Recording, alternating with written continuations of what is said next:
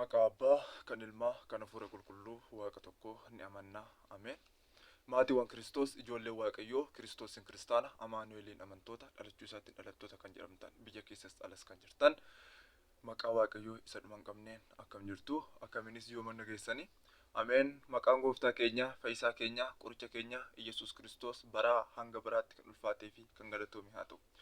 Addunyaan kan isan beekne nuti isa beekne kan amannu, addunyaan innoo raajii akka Muhammedidha kan jettu, lakki innoo waaqadha jennee nuti kan amannu, addunyaan innoo araarsaadha kadhataadha jettee kan waamtu, lakki innoo araarfamaadha kadhatamaadha murteessaadha waaqadha, uumaa lafaa fi samiidha, abbaa wajjin tokkodha jennee Yohaannis boqonnaa 10:30 ragaa godhannee yeroo hundumaa waaqummaa isaatti kan amannu.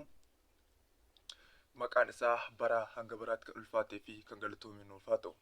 Kan isaa waamnee hira darbuu kan hin dandeenye, bara nageenyi hin jirre nageenya qabeettii kan taate, bara araarri hin jirre araara qabeettii kan taate, bara eebbi hin jirre eebba qabeettii kan taate, haadha Waaqayyoo, Waaqayyoon kan nuuf deesse, gaafa guyyaa jimaataa fannoo jalatti karaa Yohaannisiin kan nuuf kennamte, dugda isheetti ilma ishee baattee Beetelihemii hanga Gibxiitti kan godaante haadha keenya qulqulleettii dubaroo Maariyaam barahaa Gibxii yookaan gammoojjii Gibxii keessatti wajjin kan dhiphatte, beeloftee dheebottee gidiraa kan simatte, maqaan ishee bara hanga baraatti kan ulfaatee fi kan eebbifame nuuf haa ta'u.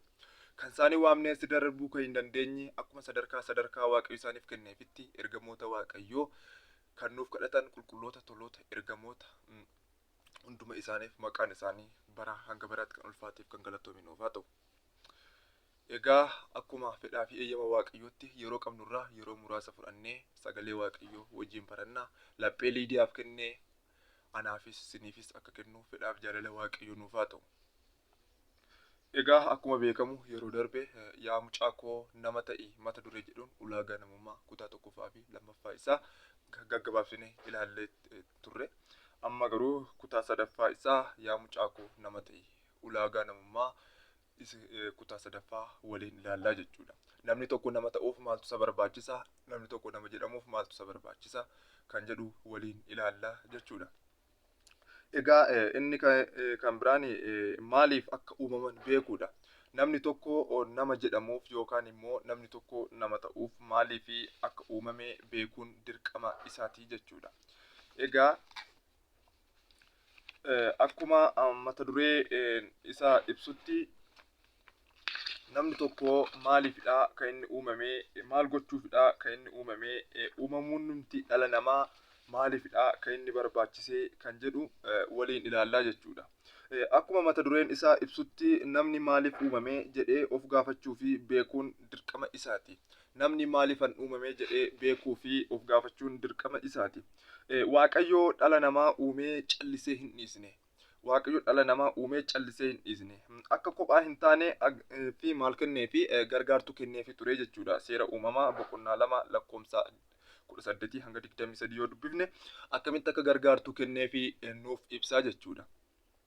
Dabalees bakka jireenyaaf tolu, bakka jireenyaaf isaaniif ta'u, bakka jireenyaaf mijatu gannata Eden keessallee geessee kaa'eera jechuudha.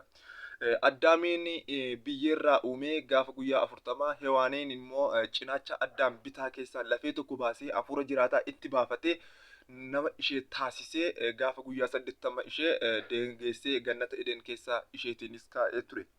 Namni kan uumamee fi akka ergamootaa, akka qulqullootaa gannata keessa taa'ee Waaqayyoon akka galateeffatu, ergamoota waliin Waaqayyoon akka faarfatu, Waaqayyoon akka olol qabaa jiraatuufidha ture jechuudha. Haa ta'uutii seeraa fi abboommii Waaqayyoo eegee Waaqayyoon faarfachaa galateeffachaa akka jiraatuuf namni kan inni uumame jechuudha. Kana malees namni maaliif akka uumame yoo beekee dhuguma ulaagaa nama isa jechisiisu keessa jiraachuu isaa nama hubachiisa jechuudha. Namni maaliif akka uumame hin beekne, namni maaliif akka biyya lafaa kanatti dhufe hin beekne, namni maaliif akka bocamellee yookaan maaliif akka uumamellee namni hin beekne nama jedhamuu danda'a jennee yoo yaadne gaaffii isaa isinumaaf dhiisaa jechuudha. Inni kan biraan eenyuun akka amanan beekuudha. addunyaa kanarraa namoonni hedduun eenyuun akka amanan wallaaluun walii gadi yeroo isaan burjaaja'antu argama. Baay'een isaanii waaqayyo jira jedhanii iyyuu kan hin amanne ni jiru. Baay'een isaanii immoo waaqayyumti jira jedhanii warreen amanan sun immoo bakka 22 olitti wal cicciranii jiru jechuudha. Bara abboota keenya yookaan immoo yeroo jalqabaa fi amantaan tokko turte amantaa ortodoksiidha. Amantaan ortodoksii jechuun karaa qajeelaa yookaan daandii sirrii jechuudha.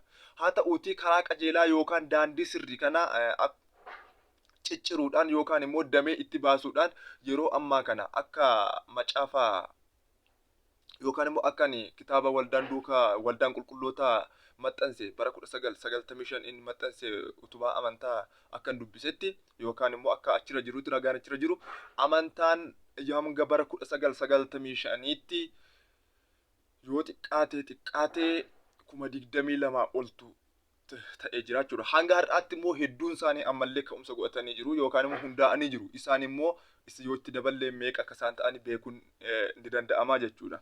Haa ta'uutii addunyaa kana irratti dhaloonni hedduun kan badan yookaan immoo dogongoraan eenyuun akka amanan wallaaluu fi hubachuu dadhabuudhaani. Eenyuun akka amanan wallaaluu fi hubachuu dadhabuun isaanis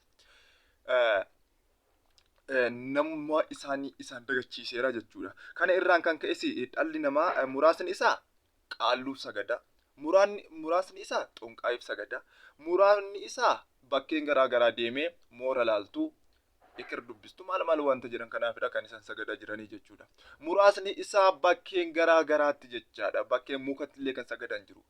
Bakkee adda addaatti tulluutti bakkeen garaatti deemanii kan sagadantu ni jiru jechuudha. Kun immoo wangeela kaan hedduun isaanii immoo wangeela jallisuutiin wanta dhugaa ta'e tokkollee jallisuutiin dhala namaa dogongorsuutiin wantoota adda addaa kan raawwachaa jiranii hedduun isaanii ni jiru jechuudha. Fakkeenyaaf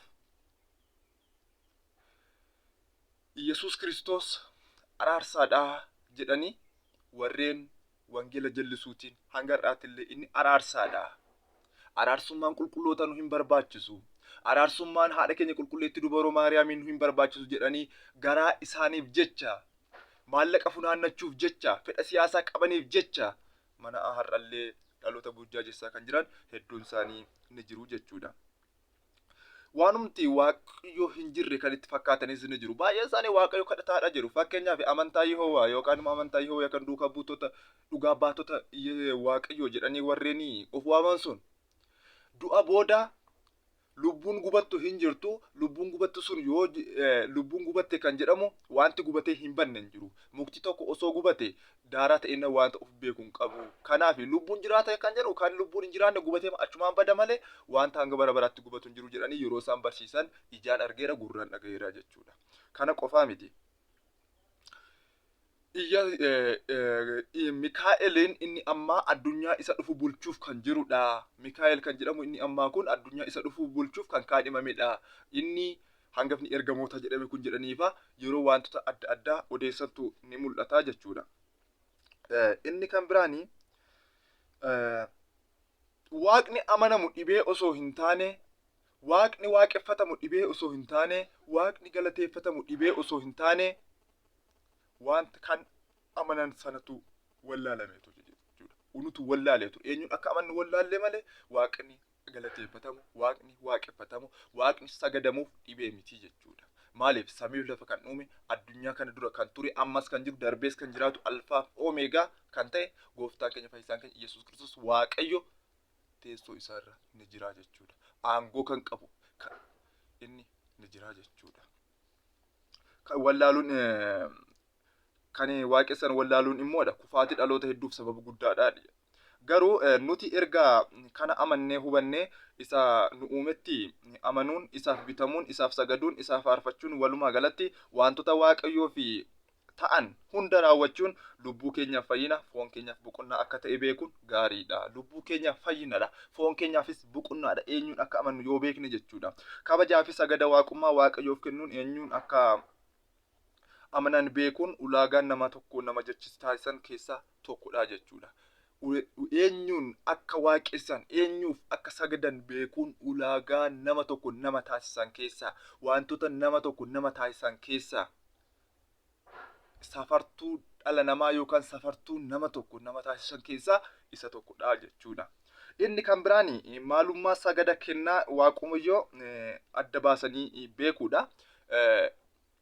Maalummaa sagada kennaa Waaqayyoo adda baasanii beekuun yookaan immoo maalummaa sagada kennaa fi waaqummaa adda baasanii beekuun ulaagaa namummaa keessaa isa tokkodha jechuudha.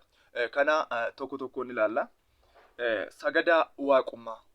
Sagadni waaqummaa fi sagadni kennaa maalidha? Sagadni waaqummaa jechuun maal jechuudha? Sagada waaqummaa yeroo jennu Waaqayyo waaqa dhugaa, waaqa guddaa, uumaan uumamoota hundumaa siidhaa jennee isaaf sagaduu, faarfachuu, kadhachuu fi aarsaa isaaf dhiyeessuu jechuudha. Wanta adda tokko hin qabu.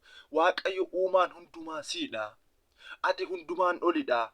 Uumaan uumamoota 22 siidhaa jennee isaaf waaqessuu, sagaduu, qoma'uu, sagada waaqummaa Waaqayyo qofaaf ta'udha jechuudha.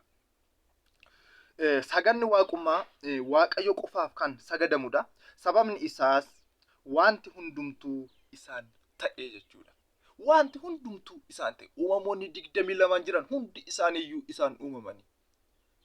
Samiin akkas diriiree mul'atu kun, lafti akkas isamee mul'atu kun hundumtuu kan ol jedhee deemu, lafa jalasaa ta'u, lafa irra qilleensa irras kan balali'u yoo ta'e hundumtuu isaan uumamee jechuudha. Yohaannis 1:3 irratti. Kana duwwaa miti. Inni buddeenni jireenyaa isadha jennee amanuun dirqama namummaa keenyaati jechuudha. Yohaannis 6:35. Ifni addunyaa isadha jennee amanuun dirqama keenyadha jechuudha. Yohaannis 10:11. Yohaannis 8:12. Tiksee gaariin isadha jennee amanuun dirqama keenyadha jechuudha. Yohaannis 10:11. Du'aa ka'umsii fi jireenyi isadha.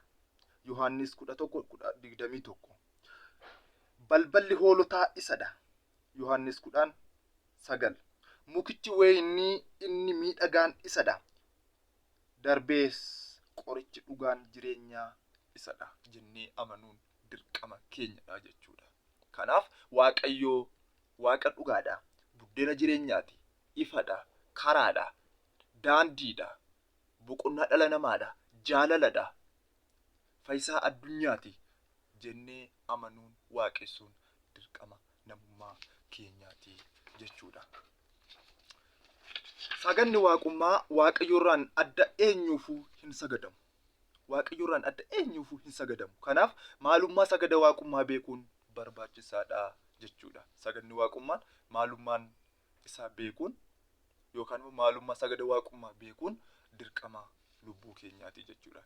Kanaaf maalummaa sagada waaqummaa Waaqayyo qofaaf kan ta'u, saganni waaqummaa sagadni Waaqayyo qofaaf kan ta'u, Waaqayyo qofaaf kan barbaachisu, Waaqayyo qofaaf kan ol qofaa Waaqayyoof sagada waaqummaa dhiyeessuu jechuudha. Faarfannaa yoo ta'e Waaqayyo qofaaf kan ta'u. Kanaaf sagada waaqummaa kan jedhamu sagada waaqummaa qulqullootaaf hin sagadamu. Faarfannaan waaqummaa qulqullootaaf hin faarfatamu.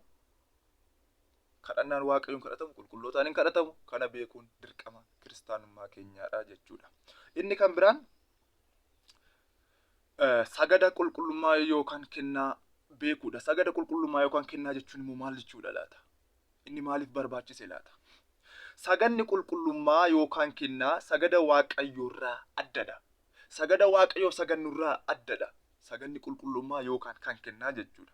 Sagada waaqummaa fi sagada kennaa akka tokkotti ilaaluun gowwummaadha. Sagada waaqummaa fi sagada kennaa bakka tokkotti ilaaluun gowwummaadha. Saganni kennaa ergamoota isaa qulqullootaa fi toloota isaatiif haadha isaa qulqulleettii Maariyaamiif yookaan qulqulleettii dubaroo Maariyaamiif kan kennamudha. Addunyaa kana irratti warreen hojii gaarii hojjetanii Waaqayyoof amanamanii dhugaaf dhugaatiin wareegamanii sagannii fi kabajni kennaa ni ta'aafi. Akkuma qulqulloonnii fi raajonni nu barsiisanitti sagada kennaa ergamootaaf qulqullootaaf ni saganna. Yeroo sagannu